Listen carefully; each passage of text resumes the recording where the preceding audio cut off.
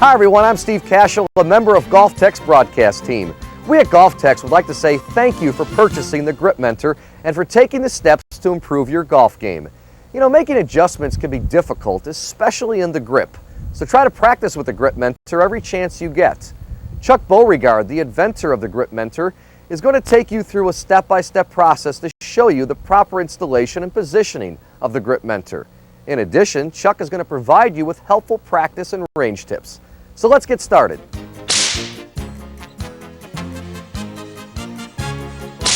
As you prepare to hit your shot, set the club down perpendicular or square to the target line.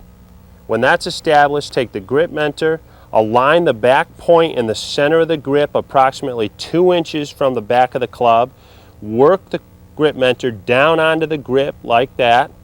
Make sure that these alignment marks now are down the center of the grip in relationship to the leading edge of the club. This position shows the leading edge of the Grip Mentor in relationship to that leading edge. The alignment marks go down the center of the grip, and the point of the triangle on the Grip Mentor should be in a 2 o'clock position.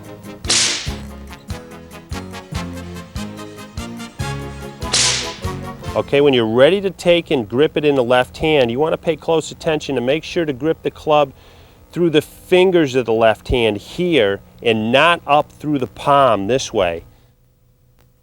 So when it's in the fingers of the left hand, roll the thumb over down into that cutout position so that the V in the left hand faces the right shoulder. You should be able to look down and see 2 knuckles on your left hand when it's properly positioned. The right hand now works down into that V, forming a trigger position with the right index finger. Once it's in place, just mesh your hands together, make sure that those V's are facing the same direction, and you can see that trigger finger on the right hand formed like that. When that's established, just step out on your shoulder line, ready to hit your shot. One of the unique advantages to the Grip Mentor is this triangle position here, which puts the thumb and forefinger in this trigger position. This prevents the thumb and forefinger from being able to pinch or cast or manipulate the club during the swing. The other advantage is just like you'll see with the pros use that trigger finger to hold or bridge the club at the top of the backswing like this. That's their support before they start their downswing. The Grip Mentor puts that finger in that same position, and it teaches you how to do that.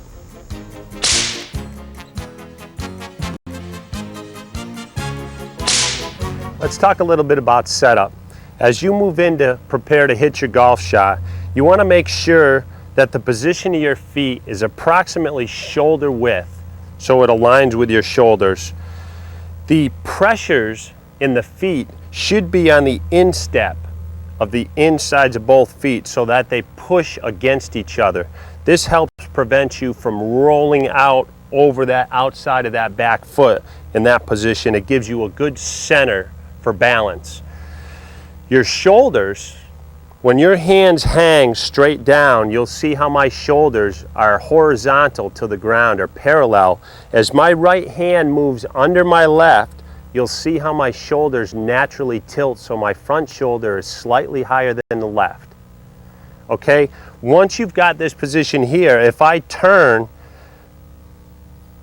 you'll see the feet and the shoulders should be parallel to each other. Once you've established this position and your feet and your shoulders are parallel, aligned towards the target, I want to talk a little bit about posture and the importance of the back being straight.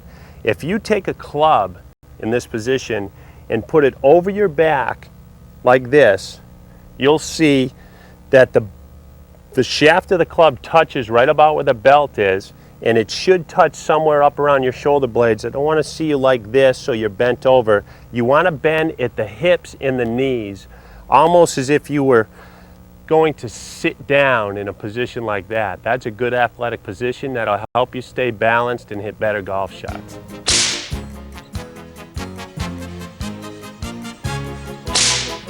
Establish the target in the distance, a red flag out there. I've set a couple of clubs on the ground here to show you how you can check your alignment at the range when you're practicing. The right club faces down the target line, or maybe just slightly right of the target line.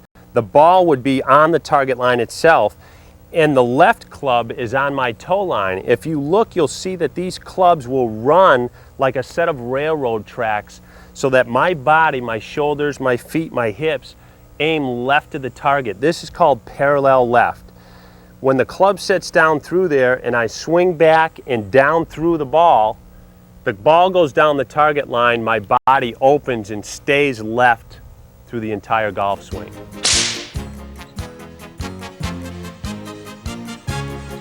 I want to talk a little bit about moving off the golf ball. If you put your hands on each shoulder and you rotate and turn, try to turn that left shoulder over your right knee, making sure your right leg doesn't roll out like this. Keep the pressure on the instep of that foot here. You'll notice how my head moves off the golf ball here. That's very important, because from the top, once that club is in position, you need to be able to move lateral or down into the shot, moving your hips and legs driving towards the shot. This creates a pulling motion or a dragging motion here that creates lag and club head speed. Only if you move back behind the ball are you able to move forward into the shot, creating that motion. As you set in to hit your shot and you've got your target line, you position your club and your body aimed at the target. As the club moves up to the top of, you want to make sure to avoid from this position not to rotate or move outside the target line. This is only going to create an across the ball move, which is going to mean a slice or a high cut. From this position here, you want to move towards the target, and you'll see the hands dropping inside what we call the slot. So the hands come in here, the body rotates, and the shoulders come through, squaring the club face through to your finish.